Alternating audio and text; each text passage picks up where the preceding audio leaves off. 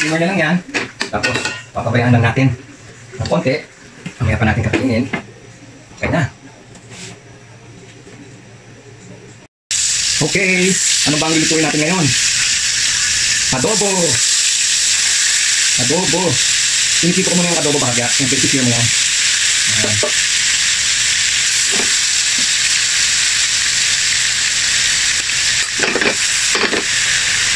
Siyempre, brown din natin sa kabilang side. Ganyan lang. Mamaya pa natin nalulutuin ito. Pakuloan natin. Pipipure natin ito. Pero yan, siyempre, marinate ko yan.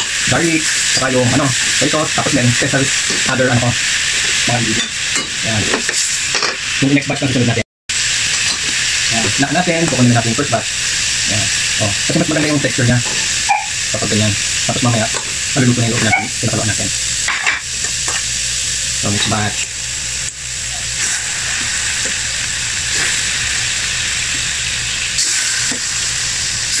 Yan.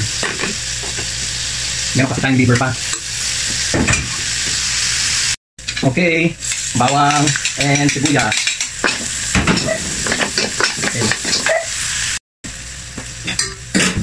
Okay, lutuin natin itong liver. Tapos yung uka liver na yun. Tapos babalikan natin yung sauce na pinagbakaran.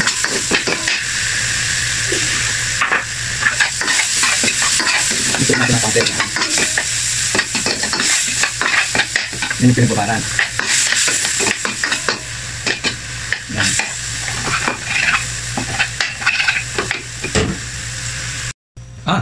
Pinapakulo na natin. Pagkatapos natin ng bawang sibuyas, lagyan natin yung liver, tapos binaw natin konti, lagyan natin yung sauce, na pinag-marinate ng chicken, tapos lagyan natin ng water, binalik natin yung chicken. Ngayon, papabayaan natin siyang kumulo. Okay? Papakuloy natin, tapos hinaan natin, tapos papabayaan natin siya hanggang ma-reduce yung liquid, tapos lagyan natin yan, titipan natin kung kailangan pa ng extra toyo, tapos yung vinegar na niya, lagyan natin ng konting sugar, nagalagay rin ako ng konting oyster sauce. Ayun, so ayusin na natin. May laurel leaf na rin pala yan. Okay, so luto na to, pero inaahon ko to kasi pag pinabayaan mo maluto yung sauce mo sa consistency na gusto mo, mako-over yung meat mo. So re-reduce ko to. Talagay ko na yung, itiplayin ko na rin yung suka, sugar, kung ano man, oyster sauce, na ma-reduce, tapos kagaling ko dito, ipa-fry ko ng last yung chicken, tapos bubuhos ko na yung sauce. Ganun tayo mag-adobo. Okay, yung sauce natin. Yan yung magandang consistency. Pang pang sabaw sa kanin. Okay? Pang sabaw sa kanin. Yan. Tapos, sabi ko nga, last, olive oil. Okay lang.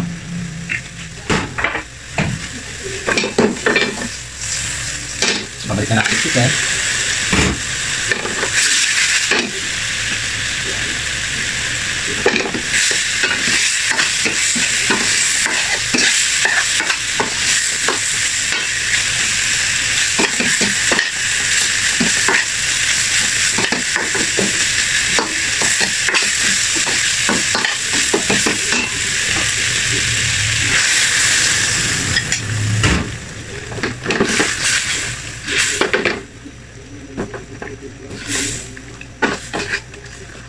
Yan. Tapos, konting simmer na lang yan. Tapos, papabayaan lang natin ng konti. Mamaya pa natin kakainin. Okay na.